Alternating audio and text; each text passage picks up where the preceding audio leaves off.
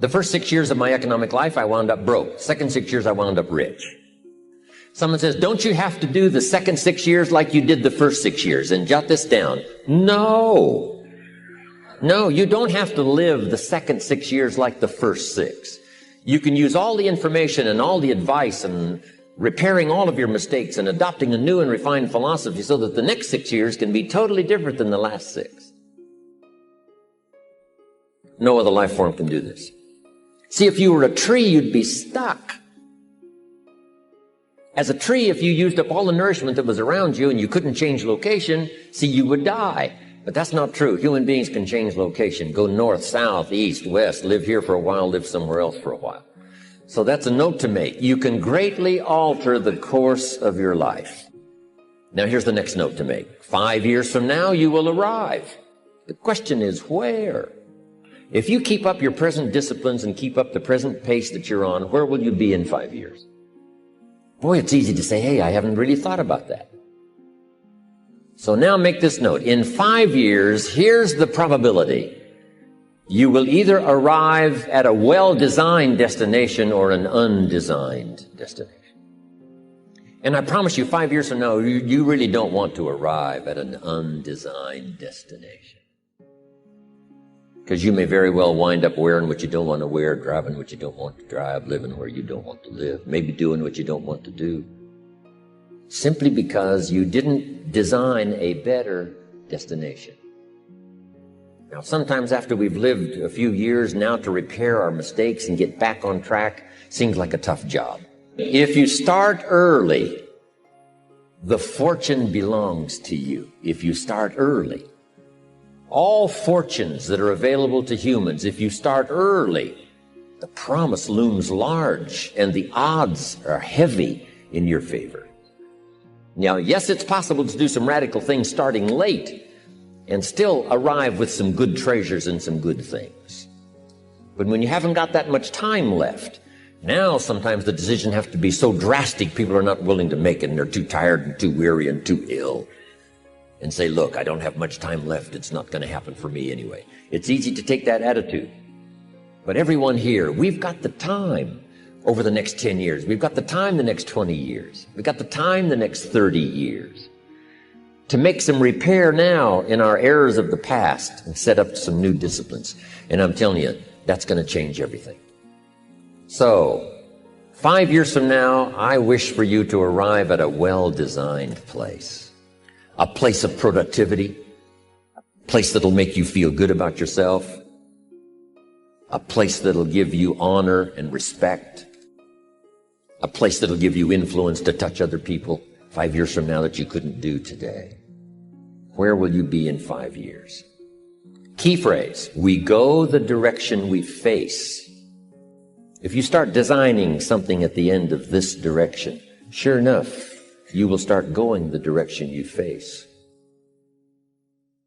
And we face the direction we design. Direction determines destination. Destination is not determined by hope. It's not determined by wish.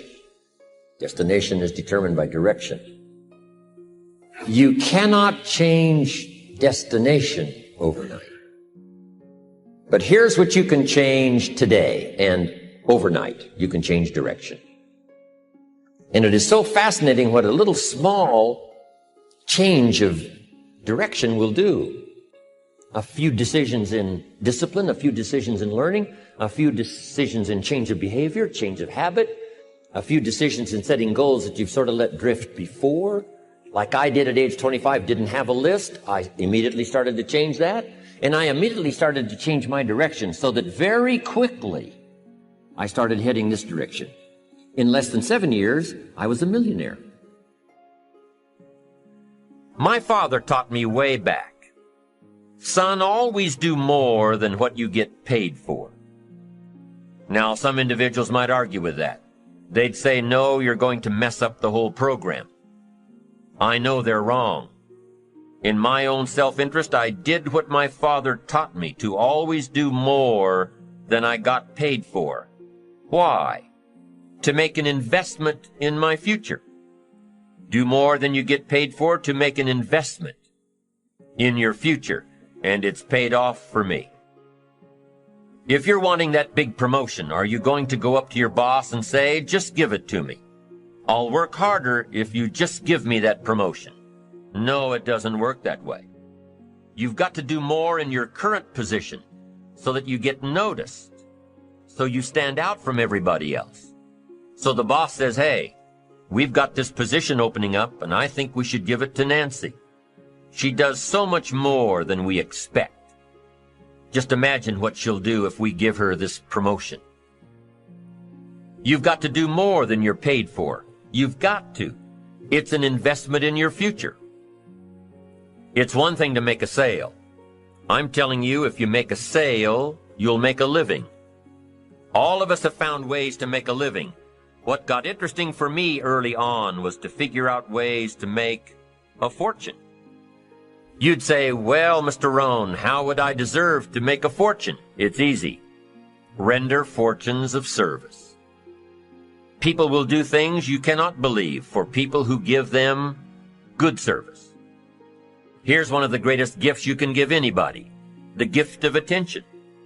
In return, they will do extraordinary things for your career, take you by the hand, and lead you to more people than you could meet by yourself. Always do more than you get paid for. Life responds to deserve, not need. Life was not designed to give us what we need.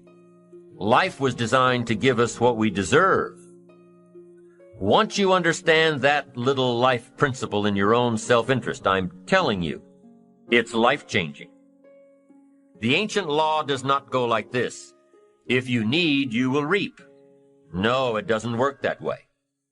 A lot of people out there are hoping it works that way, but no, it doesn't. The ancient law goes like this. If you plant, you will reap. If you sow, you will reap. Somebody says, well, I really need to reap. Well, then you really need to plant in your own self-interest.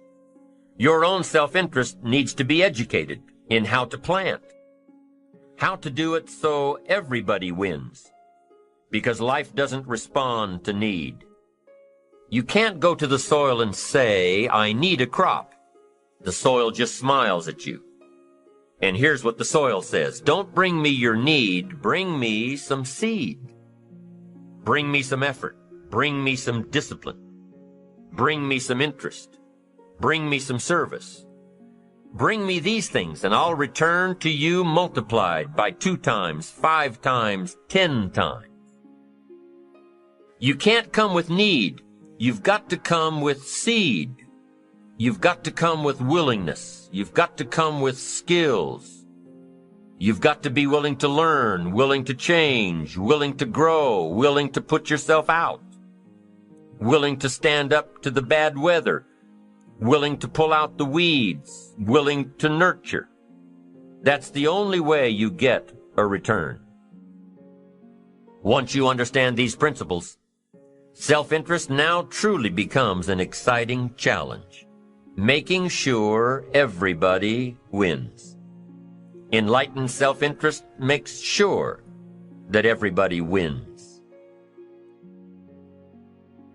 Let me give you a good philosophical phrase. All values must be won by contest. All values must be won by contest. And after they've been won, they must be defended. You say, wow, you've put a pretty heavy task on us. That's what life is all about, a pretty heavy challenge. We don't give large trophies for small effort. If you want to win high health, if you want to win high wealth, if you want to extend a long reach in touching people's lives, you got to engage in some of these extra powerful disciplines. And one is to secure the territory by vigor, and the other is to defend it with equal challenge. Attack. Procrastination. Here's another good one, blame. I engaged in this the big share of my life until I met Mr. Show. I used to blame my negative relatives. I used to blame the government. I used to blame taxes. I used to blame prices. I said, it costs too much. Shoaff said, no, let's cover the real problem. You can't afford it. I never looked at it like that before. Shoaff said, sir, you must intellectually understand it's not it that's your problem. It's you that's your problem. It's not out there that's the problem. Out there is like it's been for 6,000 years. You can't cure that. But what you can cure is errors in judgment, errors in attitude, errors in activity, errors in judging results. I found that the errors were within. But see, he had to go after me on that point. Here's the next one. Excuses. Wow. We've got a million. I'm too short. I'm too tall. I'm too old. I'm too young.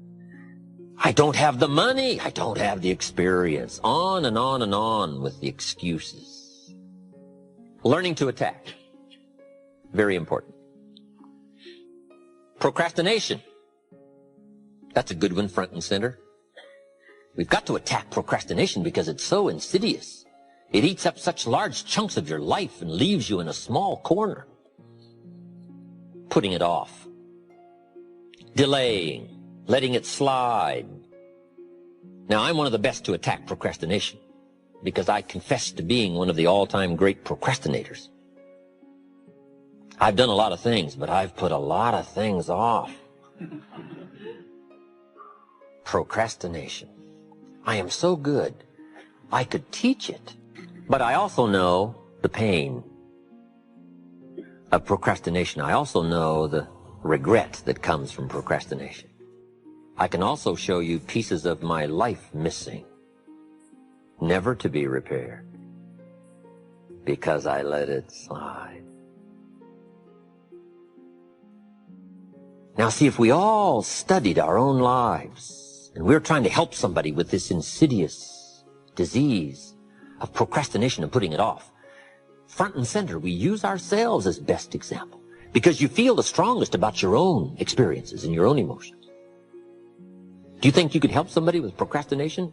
Developing this skill of going back, rehearsing your own life and coming up with the essence of the emotion and the experience to try to illustrate to somebody how insidious it can become and how devastating it can leave your life and what'll be missing if you let it slide.